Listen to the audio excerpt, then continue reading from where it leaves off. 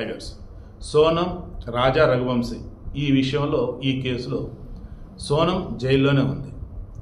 తర్వాత కుష్వాహగాడు వాడి బ్యాచ్ వికాసు ఆకాష్ ఆనంద్ వీళ్ళు జైల్లోనే ఉన్నారు. అయితే ఈ కేసులో ఇద్దరికి బెయిల్ వచ్చింది.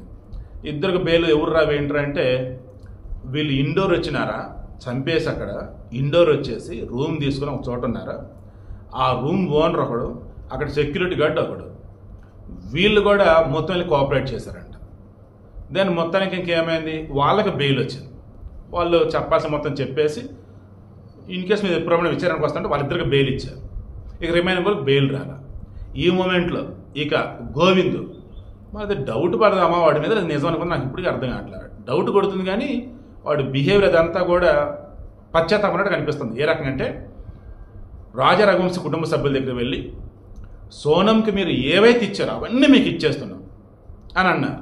ఇక రాజా రఘువంశీ వాళ్ళ పేరెంట్స్ మీవి మా పిల్లోడి తరఫున మేము మీకు ఇచ్చిన మాకు ఇస్తున్నారు, మరి మీ పిల్లల తరఫున మీరు మా దగ్గర పెట్టి మాకేందుకు అవసరం లేదు అని చెప్పేసి వాళ్ళు కూడా ఇచ్చేశారు.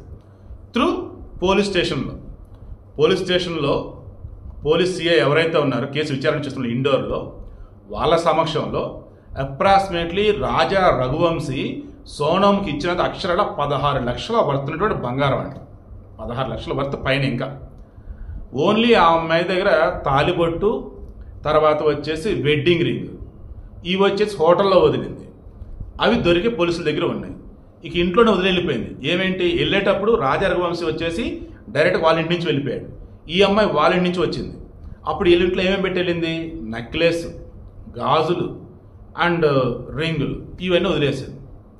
తర్వాత సోనం ఫ్యామిలీ కూడా రాజా రఘువంశీ కొన్ని ఏవే ఇచ్చున్నారట. నగదు రూపాయన, డబ్బు రూపాయన కొంత, నగల రూపాయన కొంత, అవసరం అవి కూడా ఇచ్చేస్తారంట. మరలా ఇప్పుడు గోవింద్ ఏమంటాడు, సోనం అన్న జరిగింది మహా తప్పు, మహాఘోరం, పాపం, మీ తరఫున నేను లాయర్ని పెడతా, మీ తరఫున నేనుంటా, మా చెల్లికి శిక్ష పడాలని అంటాడు. రాజా రఘువంశీ వాళ్ళు బంగారం ఫ్యామిలీ. వాళ్ళు ఏమన్నారు, బాబు గోవిందు నువ్వు చాలా మంచోడిరా బాబు, మేము చూసుకుంటారు బాబు అని చెప్పేసి వాళ్ళు చెప్పారు. సో ఇప్పుడు ఓవరాల్ ఇష్యూ చూస్తూ ఉంటే పోలీసుల సమక్షంలో పెళ్ళికి ముందు ఏవైతే అట్టి ఇచ్చుకున్నారో అవన్నీ కూడా ఎవరి వాళ్ళకి వెళ్ళిపోయినాయి. ఇక కేసు అనేది కోర్టులో ఉంది. ఇక రాజా రఘువంశీ ఫ్యామిలీకి ఈ సోనం ఫ్యామిలీకి సంబంధం ఏమీ లేనంటే ఇక పోలీసులు తేల్చాలి ఎవరు తప్పు ఏంటని. అప్పుడు దాని ప్రకారం శిక్షలు పడతాయి. ఇప్పటికే చాలా రోజులు అవుతుంది కాబట్టి త్వరగా పోలీసులు అనేది ఛార్జ్ షీట్ కింద కోర్టులో సబ్మిట్ చేస్తే ఆ సోనంకి ఉరి శిక్ష వేస్తారా, యావత్ శిక్ష వేస్తారా మాట్లాడుకుందాం. బట్ సోనం మాత్రం దానికన్నా చిన్నటువంటి రాజ్ కుష్వాహ గారిని కుక్కపిల్లలాగా దానికి తగ్గట్టుగా వాడేసుకుంది, అందులో మాత్రం నో డౌట్.